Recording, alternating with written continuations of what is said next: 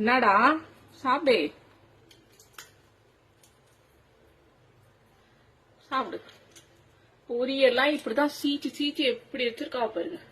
பொரியெல்லாம் சீச்சு வச்சு சாதத்தை சாப்பிடு. சாதம் சாப்பிடு. ஏய் பொரி வச்சேன் வச்சு எப்படிங்க பாருங்க. எப்படி பண்ணி வச்சு போய் பாப்பாங்க. அந்த இடமே கந்திர குளமாயிடுச்சு. டெய்லியுமே இவ இடத்த சுத்தம் பண்ணிட்டு தான் நான் எந்த சாப்பாடுமே வைப்பேன். முத நாள் சிந்தினது ஒரு நேரம் நைட்டே சுத்தம் பண்ணிடுவேன். சில நேரம் டைம் இருக்காது, மார்னிங் சுத்தம் பண்ணுவேன்.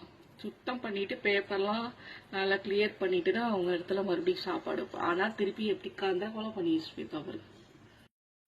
என்னாச்சு 2 பேருக்கும்? Okay okay.